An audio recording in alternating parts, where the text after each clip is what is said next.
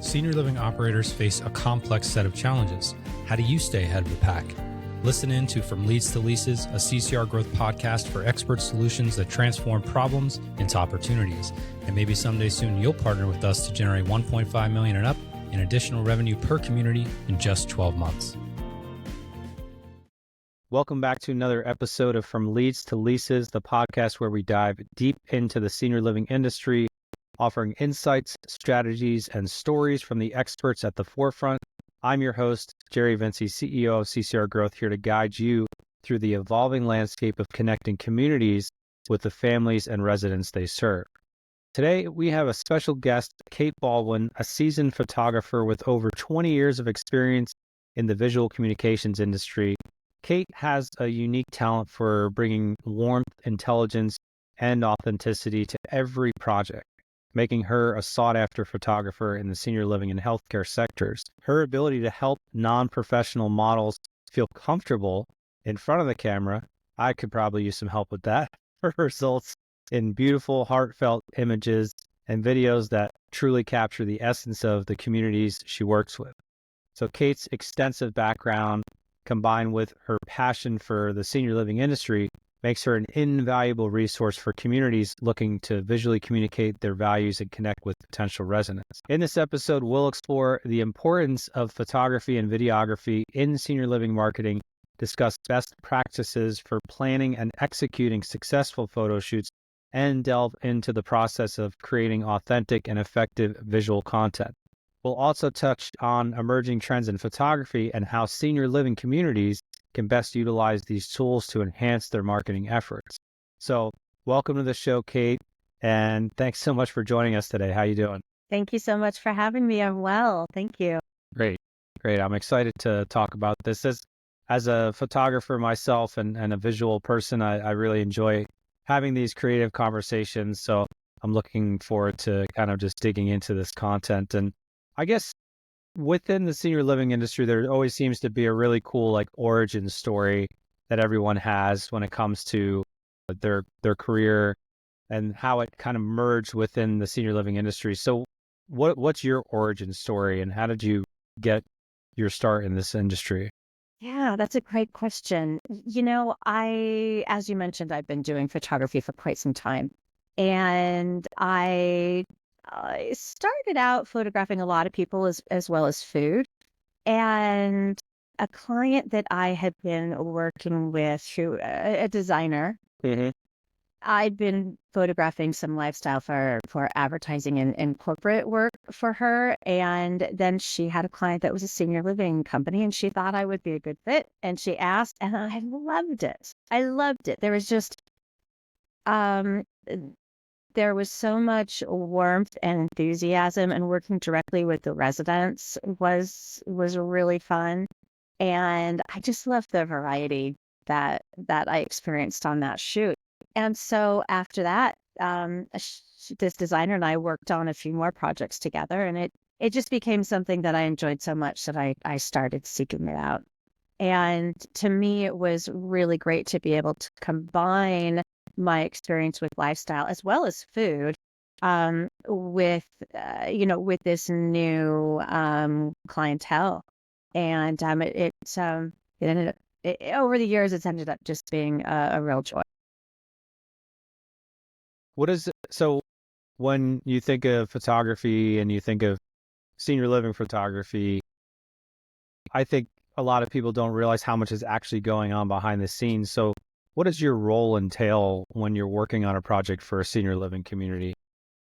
Yeah, that's a great question. And I'll say it really depends on the client and their situation. Sometimes a client will be working with a company like yours, which makes it really helpful because in some ways they've already gone through, or often I should say, they've already gone through a process of figuring out what their messaging is and perhaps even the shot list.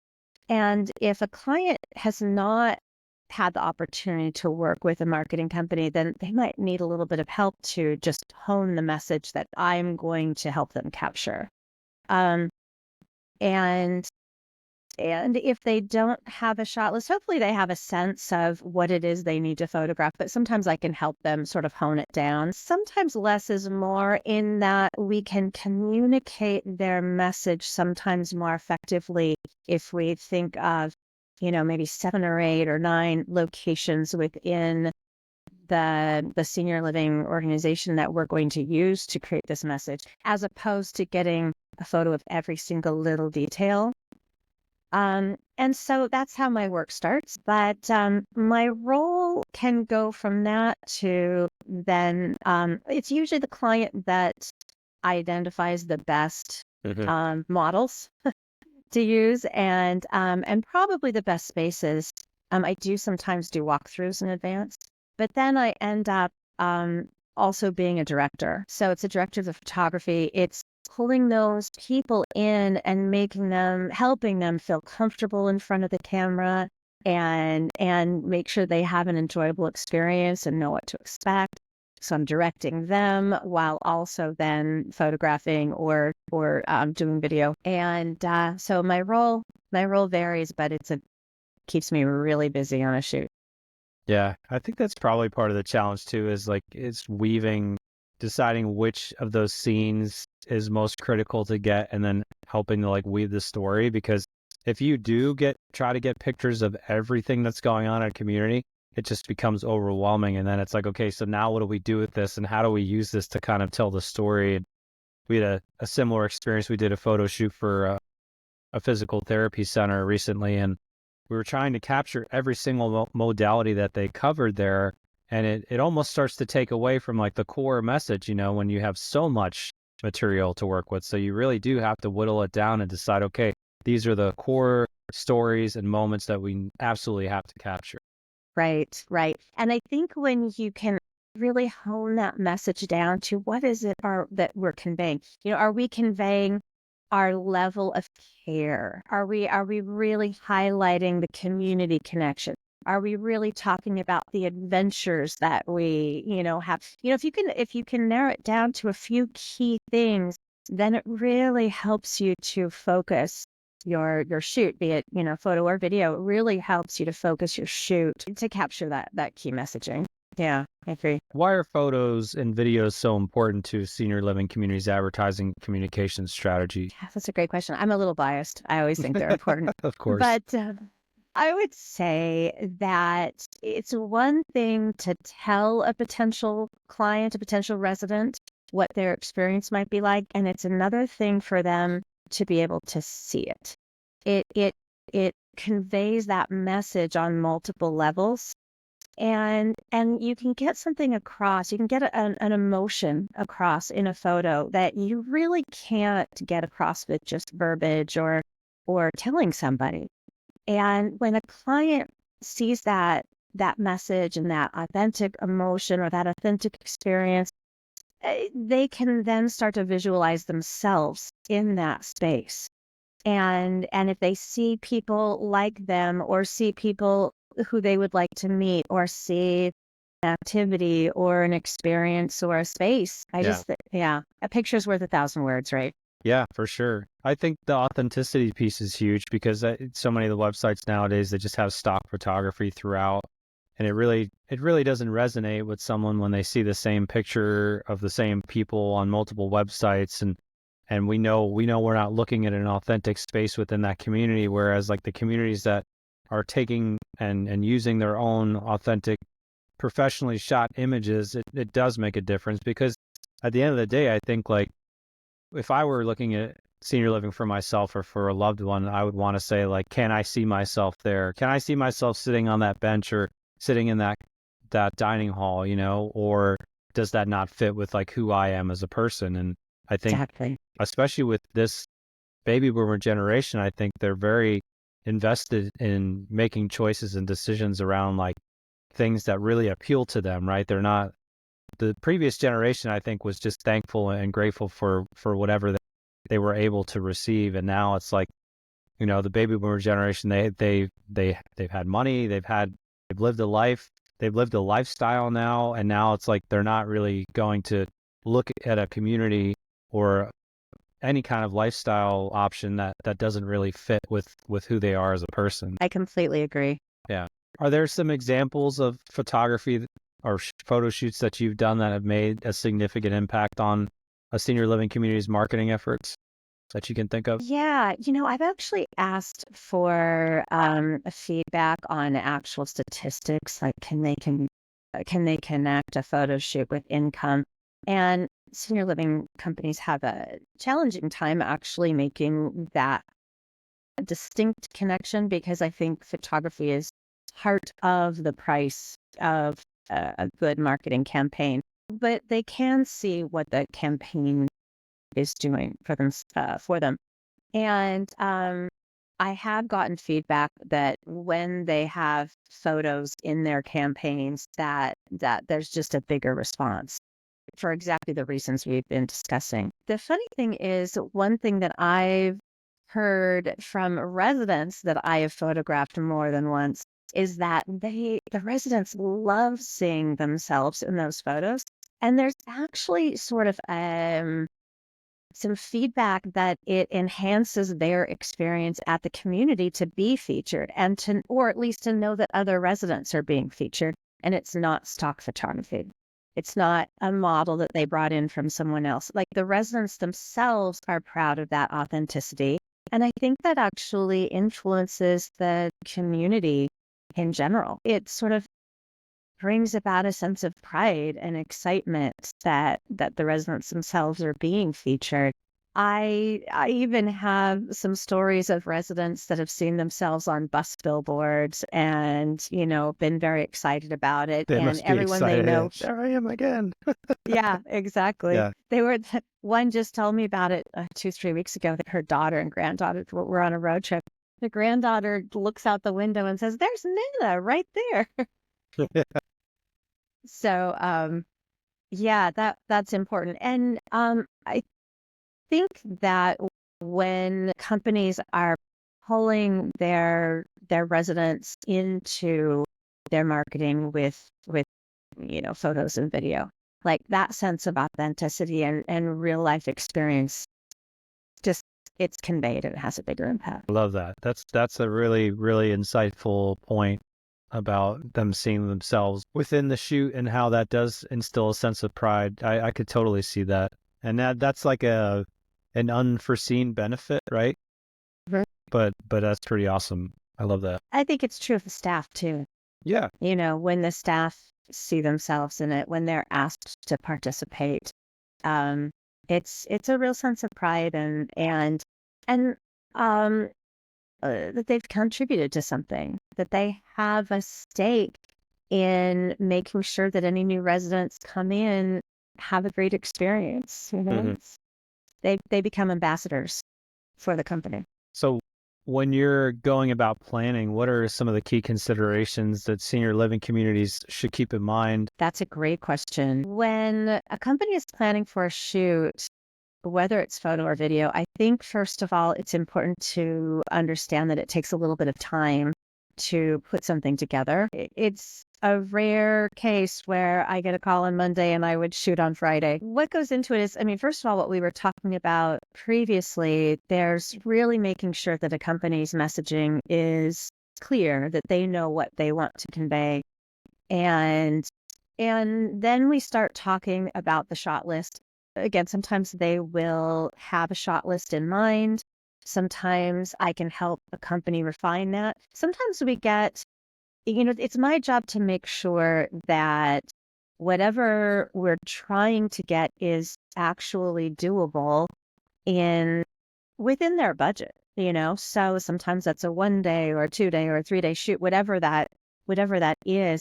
I help them figure out not only how long it's going to take, but how we can do it in a good way. And sometimes we might have 2 or 3 things that, if we can streamline the area that we're shooting in, I can actually be more productive. So I have conversations about that.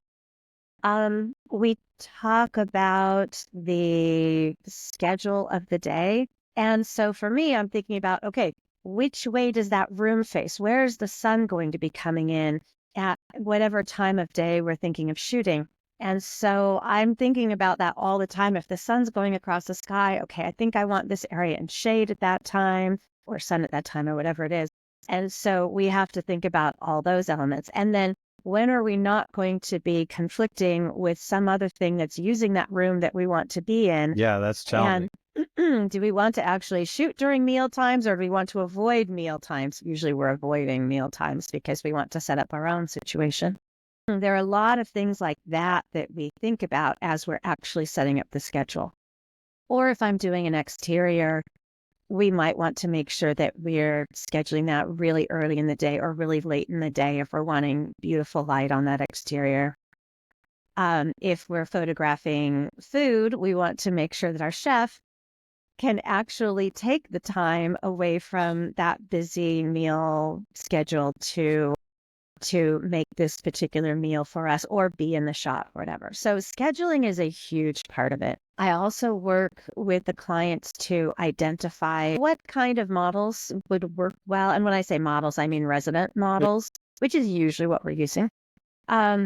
Which models will work well for which shoot. And we usually have an extra one or two so that not everybody loves being in a shoot and we don't always know until the shoot begins. Or sometimes people have something come up at the last minute, or in this day and age, sometimes somebody gets COVID at the last minute. So Yeah. it's really helpful to have an extra person or two.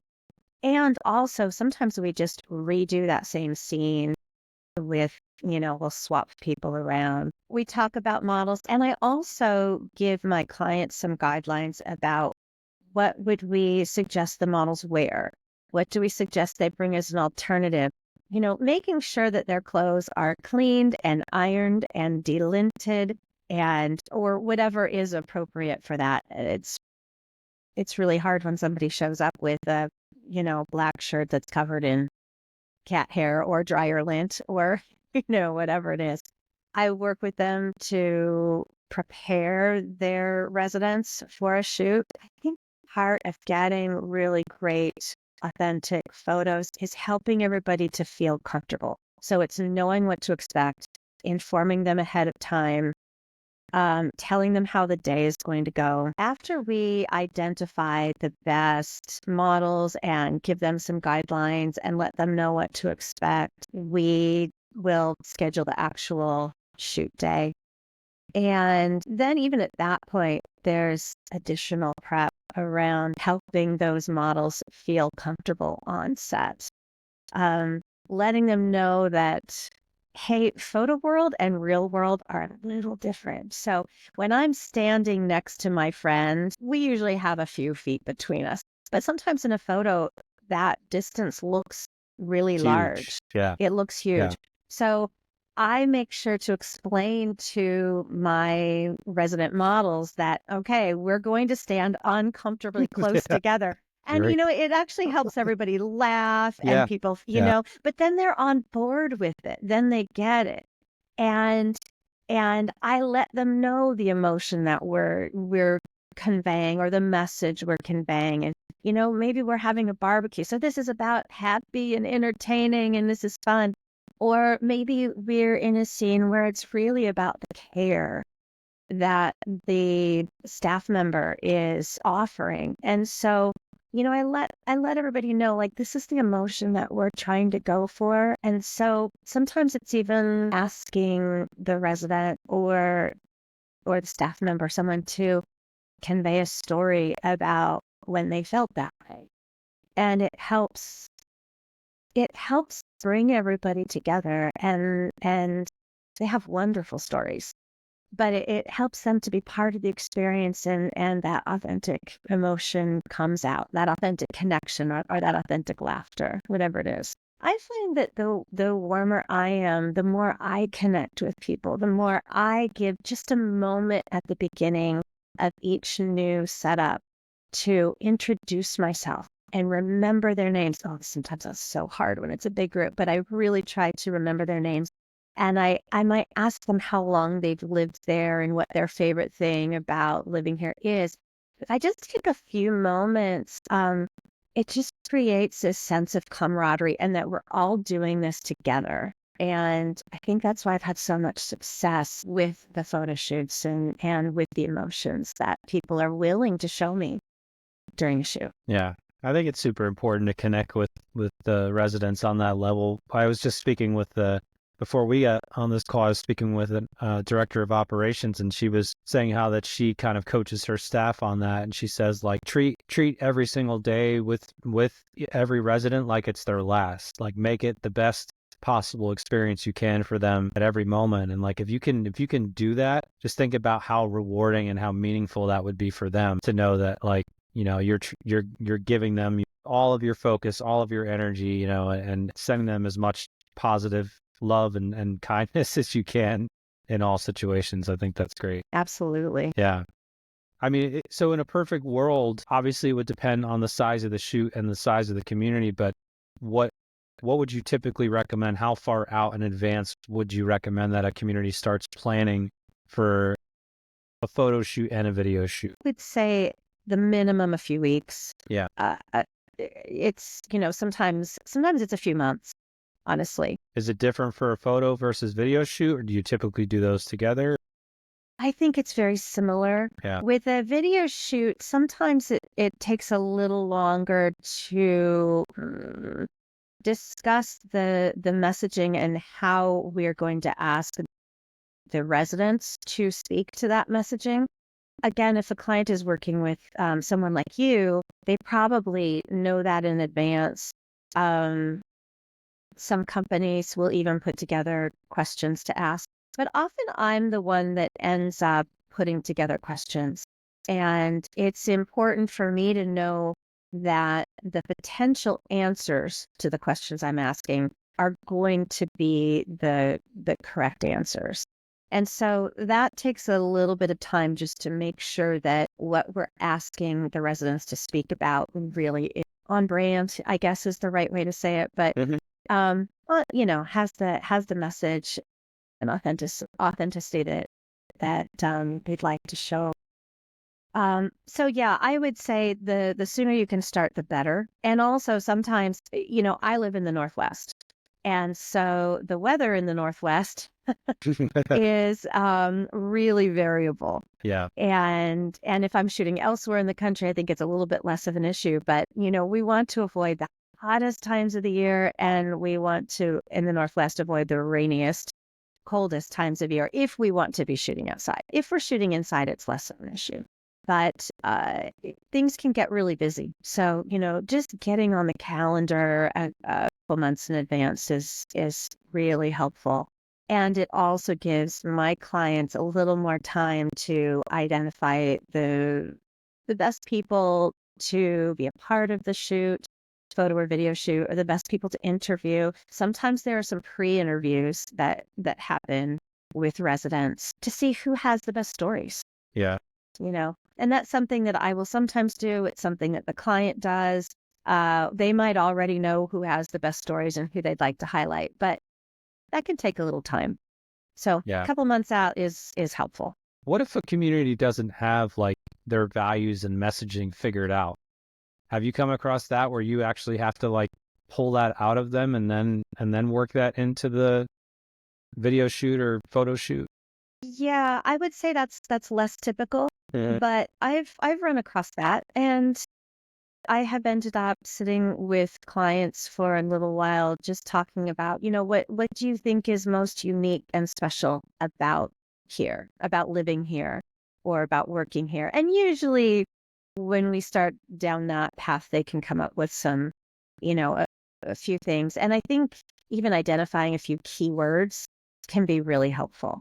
Those keywords can guide the shot list. It can guide the interview, creating the interview questions, that kind of thing. So yeah, I've had to do that.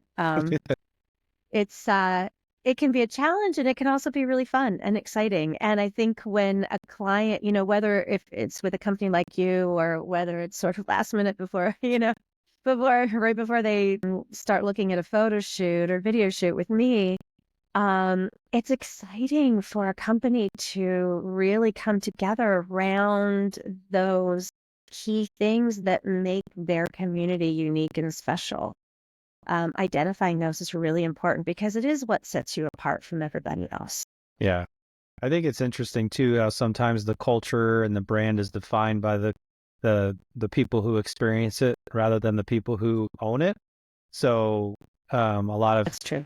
for us, like we've done surveys before within the senior living industry or outside with other clients, and we've polled either residents or customers and asked them what their perspective was of the brand, and then it almost like their mission and values came out of those statements and how those people felt about the organization more so than how the people who were in it themselves could describe it. And as soon as they heard what other people were saying about them, they were like, oh, that that touches our heart. Like that's exactly what we stand for. So it's interesting how those messages can come about. Yeah, I get it. Actually, the same thing happened to me in my own business. I photograph the way I photograph. And it wasn't until I heard back from my clients that they said, oh my gosh, your photos are so much more authentic than the last time we did this or than the stock photos or, whatever it was. And I was like, oh, yeah, that is what I do. So I experienced that as well. And having that feedback from your clients or the residents in this case, can be really revealing about what your skills are, what your strengths are. Yeah. We're not always as self-aware as when we get that feedback. No, definitely not. Yeah. Definitely not. So we talked a little bit about making non-professional models feel comfortable. What would you say are like your top 3 tips and techniques to achieving that? Say, if I had to give you 3 tips If you for have more helping than 3, that's someone fine. feel comfortable, okay. A few tips on helping somebody stay comfortable. The way I help my resident models feel comfortable is, first of all, I give them information in advance. I let them know, or I ask the senior living companies to let these models know about what time we need them, about how long the shoot will last, and they will often even know who else they're in a shoot with. I will not only prepare them from the standpoint of what to wear or what to bring, but when they come on set, I spend some time connecting with them. I ask them their stories, just a short little bit that might pertain to the shot we're getting or what brought them to this place in particular. So I find out a little bit about each person, and just spending a few moments talking in advance can actually end up saving us a lot of time later because that connection is there. I also give clear instructions on what it is I'm trying to achieve. I let them know that when I might be shooting and clicking away or filming away, and they feel like they're doing the same thing over and over. So I let them in on what I'm doing, and I said, look, I just got a wider shot. Now I'm getting a narrower shot. So I love what you're doing. Keep doing it. So I give them feedback as we go, and I bring them on as part of the team so that they understand. I also give them some clear instruction on, like what we were talking about. Sometimes photo world and real world are different, and a little hint of a smile in real world can be usually picked up, but in a photo or in a video, a little bit more can be helpful. And so explaining that to people and just requesting that is helpful. And also, I mean, I have to have a smile on my face as well, and so I try to just be part of the group, model what I'm asking for, make fellow team members so that everybody has a stake in this. And I'm also really thankful at the end. And I do my best to remember people's names and use those names, not just, hey, you in the yellow, but use their names and ask them to be a part of this professional photo shoot. I think every photo and video shoot we've done as a company, there's something magical that happens, and by like the end of it, there's this just bonding camaraderie sense of like everyone's on the same page where it's almost hard to say goodbye like when it's time to go. Like I felt that on almost every one of our shoots where like we really feel like we created something here, and like, you know, you've created all these special relationships throughout the day, and it's amazing that it's only been this one day, right? Like sometimes it feels like you've known these people your whole life by the time you're done. It's interesting how fast you can bond with other human beings, and that, I think that says something too about like the importance of doing this work and the importance of connecting with people on a human level. We don't get to do that enough. Yeah, yeah. And what I've experienced often in photo shoots for a senior living community, especially if it's a larger community, these residents that are in a photo together may not actually know each other Yeah, before that's a true. photo. And one thing that I do is I will often actually ask that and give a little introduction if I'm able. Um, but you know, maybe I might even say, hey, maybe you guys could talk about whatever, not to always dictate what they're doing, but I try to break the ice for them. And you're right, like they end up sometimes better friends. I've even heard later that, oh yeah, we met at the photo shoot last year, and we, you know, now we hang out all the time. That's so cool. Yeah, it's really rewarding. I want to switch gears and move towards like talking about emerging trends and innovations that we're kind of seeing in the industry. So are there any emerging trends or innovations in photography and videography that senior living communities should be aware of or maybe thinking about? I don't know that this is quite like new and emerging, but it's something that senior living companies are starting to use more and more is drone photography Yeah. or videos, you know, and I have occasionally brought in drone shooters for the work that I'm doing, and it can give a really interesting new perspective that sets your photos or videos apart from other companies. That can be really fun. I'm also noticing trends in senior living communities themselves around continuity of care. And it's something that I'm often asked to help convey in the photos or videos. And you know, people speak to why that's such a big deal to them to not have to leave their community when they might need a little something extra. And so we will often work that verbiage or photos or video into you know, into another shoot. And I'm just finding that to be more and more typical. I also think that just it's important for senior living companies to realize that more and more people are on devices than ever before. I think seniors in the past were much less tech savvy than they Yeah. are now. Yeah. You know, like you were saying, it's the baby boomer generation who, you know, everybody has not only their iPhone, but their iPad or whatever tablet they have. And they're using them. I read a statistic that I'm not remembering the exact details of, but I think it's like 60 or 70% of all digital inquiries are coming from something other than a computer. It's coming from a phone or a tablet or something. So having, you know, designs that can work for all kinds of devices is helpful. And also having a presence on social media is helpful. A lot of seniors are pretty actively on Facebook and Instagram and other social media. So I think that's a trend that it's been building for quite a while, but I think it's very strong now.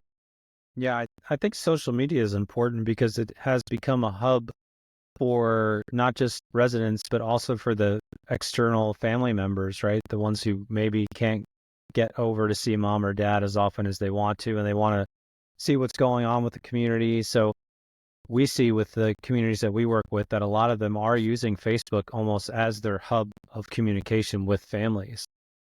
Great. There's really nothing else, other outside of like a newsletter that they really do that helps them personalize their communication. So I think it is a great way. And if they can use photos and videos to also strengthen that connection, not just with, their particular loved one, but the entire community as a whole.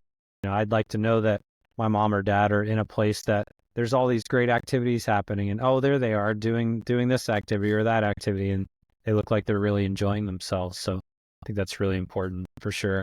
Absolutely.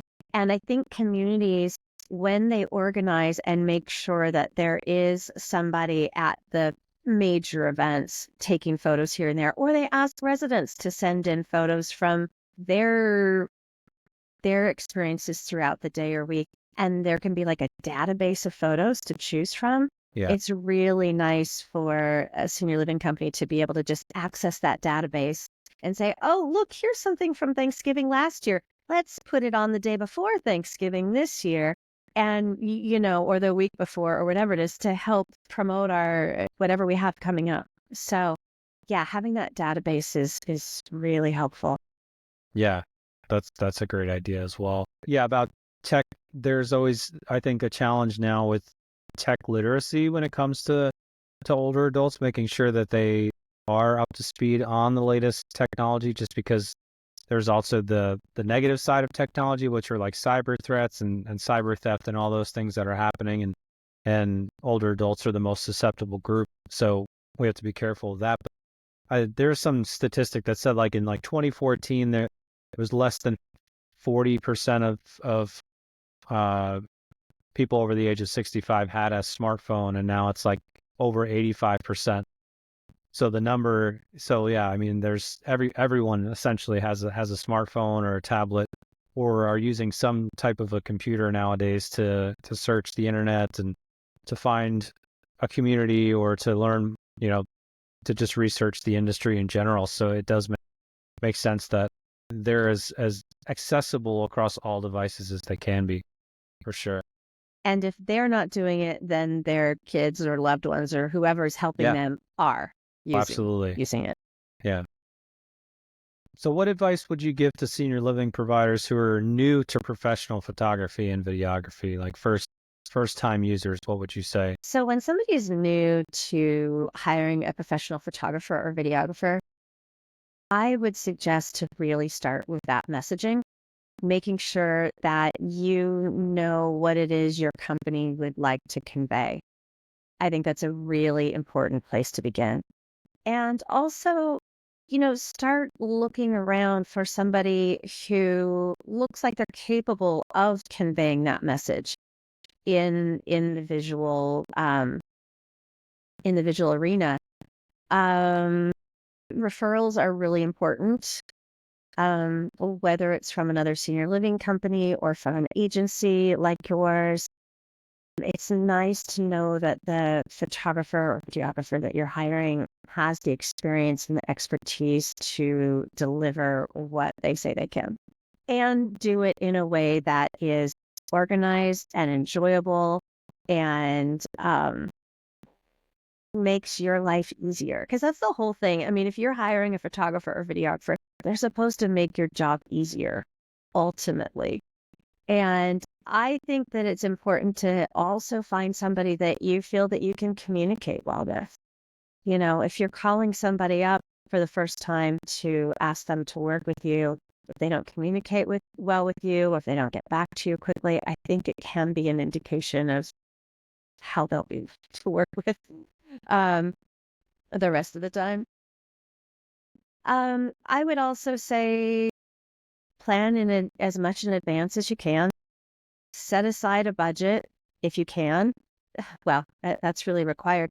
But also be willing to discuss that budget with your photographer or videographer, because we can oftentimes alter our approach based on what it is you have to work with. Mhm. And if you find somebody who is honest and straightforward, they're going to work with you and say, oh, yeah, well, okay, so if this is what you have, let's cut back here. Let's put our resources here. And they will help you to produce something quality or come up with some sort of solution for you, even if it may not cover everything you were hoping to cover. It should cover the most important things thoroughly and well. That's what comes to mind.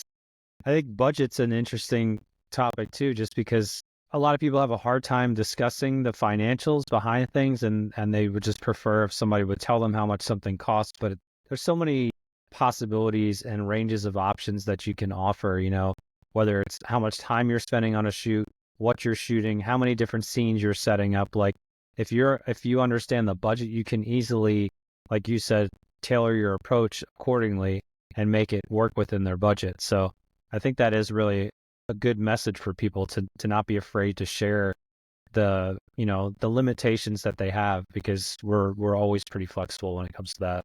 Mm-hmm, mm-hmm. Yeah. And I would say that most organizations, if you haven't worked with a photographer or videographer before, you may not know what goes into a shoot. It might sound expensive. However, it's not just the time that person is on location with you. There's a lot of prep time.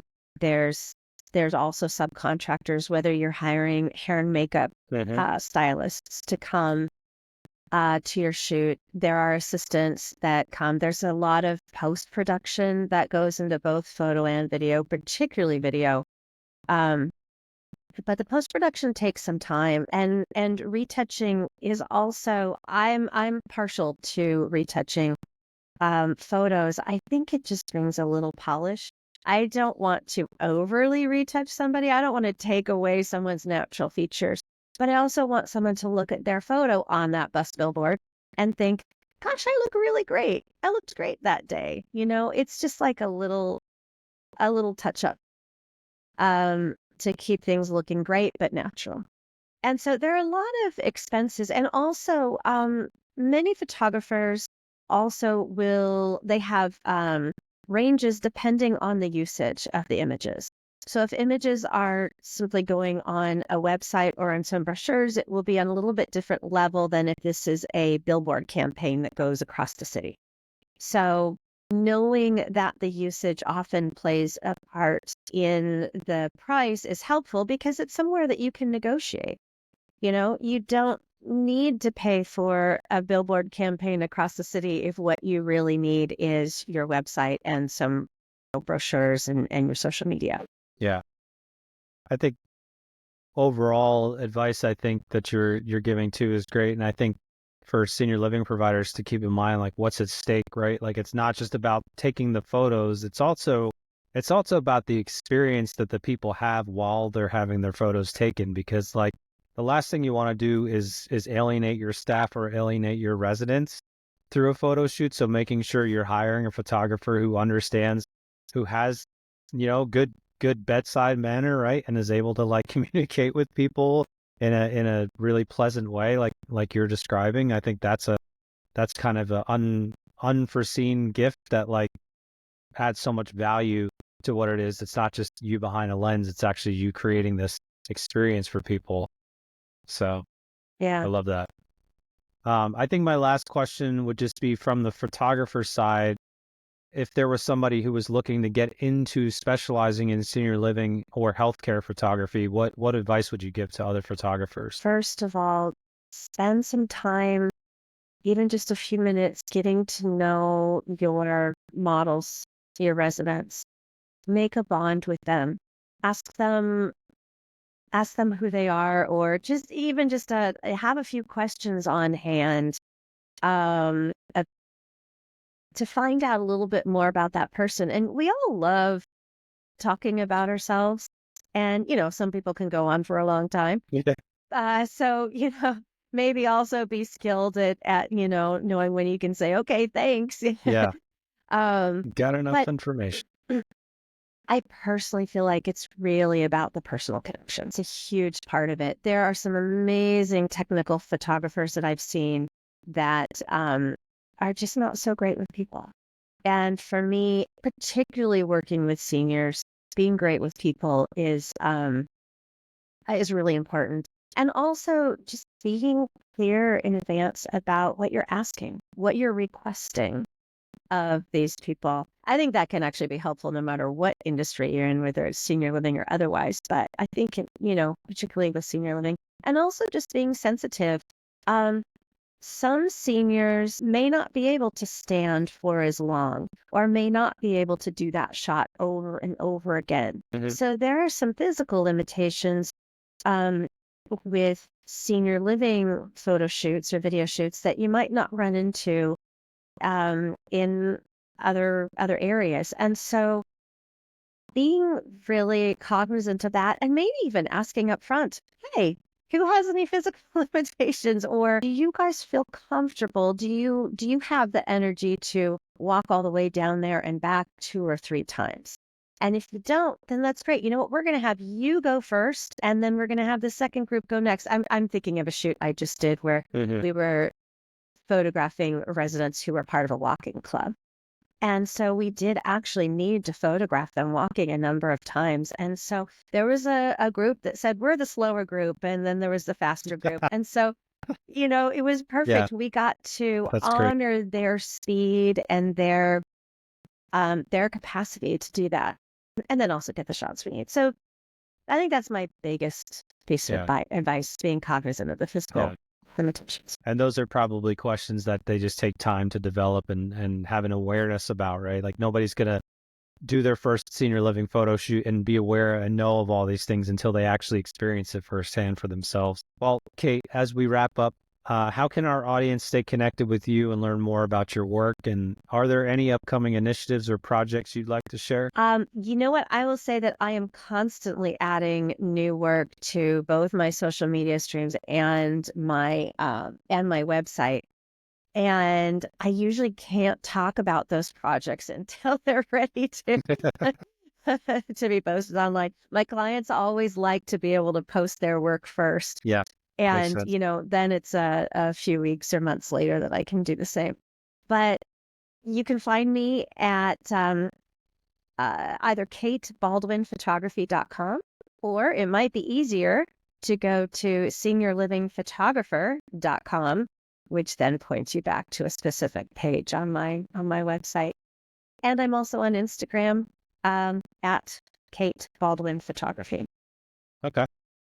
That's great. We'll make sure we get all that into the show notes. And so as we wrap up today's episode, I want to extend a heartfelt thank you. Thank you so much, Kate, for this great conversation, and for joining us and sharing your valuable insights into the world of senior living photography. It's inspiring to see how dedicated professionals like Kate are capturing authentic moments and helping communities visually communicate their values and connect with potential residents. So if you want to stay connected with Kate and learn more about her work, be sure to visit her website, katebaldwinphotography.com, or seniorlivingphotographer.com. And you can also follow her journey on Instagram. And again, we'll make sure to put those in the show notes. So as always, we hope you found this episode insightful and inspiring. Don't forget to subscribe to our podcast on your favorite platform and stay tuned for more episodes where we continue to explore the dynamic world of senior living marketing and sales. Also, this is a reminder that From Leads to Leases isn't just an audio experience. We're also a video podcast. So if you want to actually see versions of our episode like the one here with Kate, make sure to subscribe to our YouTube or our Spotify channels. I'm Jerry Vinci, CEO of CCR Growth, thanking you for joining us on From Leads to Leases, where we're giving you all of these great senior living industry insights for free and asking nothing in return other than for you to like, subscribe, and share this episode with anyone who might find it useful.